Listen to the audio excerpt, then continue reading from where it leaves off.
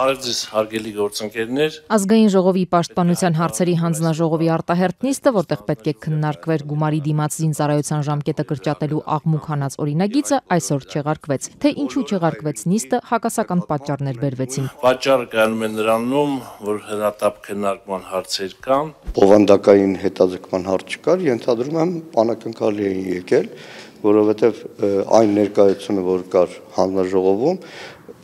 օրենսդրական նախաձեռնությունը դրական կարծիք չէր ստանալու, որտեղ ընդդիմության 4 ներկայացուցիչները բոլորը ներկա էին եւ դրա համար շատ անակնկալ վիճակում ենթադրում եմ, որ դրա համար հետաձգեցին։ Ոչ, պատճառը դա չէ, պատճառը կայանում է նրանում, որ այս նախագիծը շատ կարևոր նախագիծ է։ Ինչպես դուք տեսաք, հանրային կոնսենսուս այս հարցի շուրջ մենք չենք կարող ասել, որ ամբողջովին կա։ Այսօր քաղաքացիական պայմանագիր բացության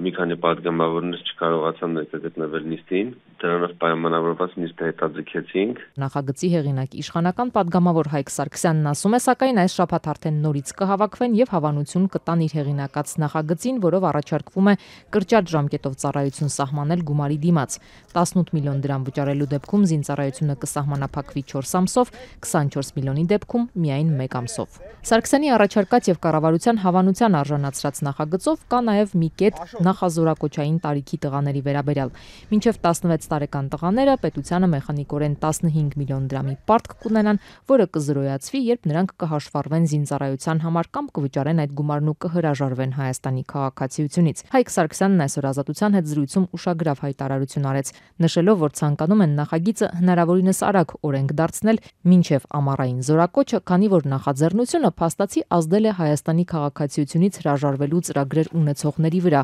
արագացնելով դիմումները։ Լսելով օրենսդրական նախաձեռնության մասին, կան ազդակներ, որ շատերը փորձում են միջև օրենքի ուժի մեջ մտնել հրաժարվել Հայաստանի Հանրապետության քաղաքացիությունից, ինչը պետք է մենք թույլ չտանք, որպեսզի մի քանի տարի հետո չունենանք լրջագույն խնդիր բանակի զորակոչի հետ կապված, որը արդեն իսկ ունենք։ Ընդդիմադիր Հայաստան խմբակցության պատգամավոր Գեգամ Մանուկյանը սակայն կասկածում է, որ օրենքը եթե անգամ ընդունվի, կսկսի այդքան շուտ գործել։ Նախ ասում է, այս նախագծի սահմանափակ թվով զորակոչիկներ կկարողանան գումարով ավելի կարճ ծառայել, բայց թե ինչպես են այդ զորակոչիկները ընտրվելու, կառավարությունը դա էլ դեռ չի պատկերացնում։ Իրենք դեռ չգիտեն ովքեր կարող են այդ գումարով ազատվելու հնարավորությունից օգտվել։ Մեկ ասում է վիճակահանություն, այսինքն գործագործով թող բան անեն, 7 քարով վիճակահանություն անեն, թե ովքեր են ազատվելու, եթե վճարեն 24 միլիոն դրամը։ Այսինքն ամբողջությամբ ձևախեղված, չպատկերացված նախագիծը բերել են շրջանառության մեջ։ Բացի այդ, ընդդիմադիր պատգամավորն ասում է, իրենք պատրաստվում են սահմանադրական դատարան դիմել, քանի որ օրինագիծը հակասում է սահմանադրությանը։ Սա հակասում է Հայաստանի Հանրապետության սահմանադրությանը։ Ազգային ժողովը նույնիսկ կողմ քվեարկեր,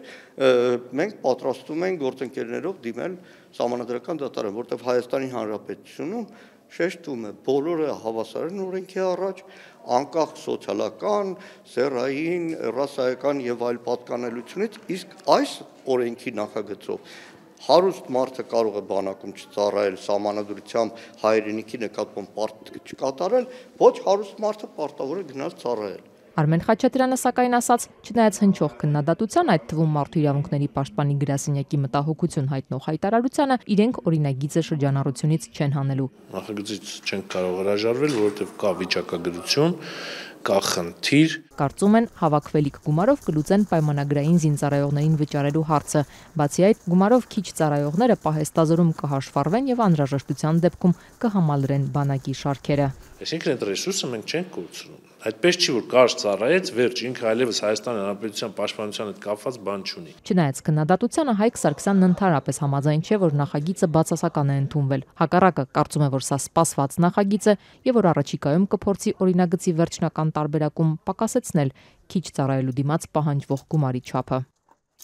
Իսկ չեմ ընդունում, որ բուռն քննադատություններ կան, օրենքի նախագիծը ոչ միայն պետք է ընդունվի, այլ ուշացած է եւ շատ լավ կլիներ, եթե մենք այն ընդունեցնենք տարիներ առաջ։ Սա առաջին անգամը չէ, որ նման նախաձեռնություն է առաջ քաշվում։ Հայկ Սարգսյանը նաև 2019-ին էր առաջարկել 10 միլիոն դրամ վճարել եւ 1 ամիս ծառայել, բայց այդ ժամանակ Պաշտպանության նախարարությունը սկզբունքորեն դեմ էր։ 2022 թվականին սակայն հենց Պաշտպանության նախարարությունն էր առաջարկել 24 միլիոն դրամ վճարել եւ 4.5 ամիս ծառայել։ Այդ ժամանակ էլ նախատեսվում էր, որ վճարված գումարը պետք է գնար պայմանագրային զինծառայողներին վճարելուն։ Սակայն սեպտեմբերին ադրբեջանական ագրեսիայից հետո բանակում չծառայելու համար գումար վճարելու կետերը նախագծից հանվեցին, մնաց միայն պայմանագրային ծառայության անցնելու ծրագիրը։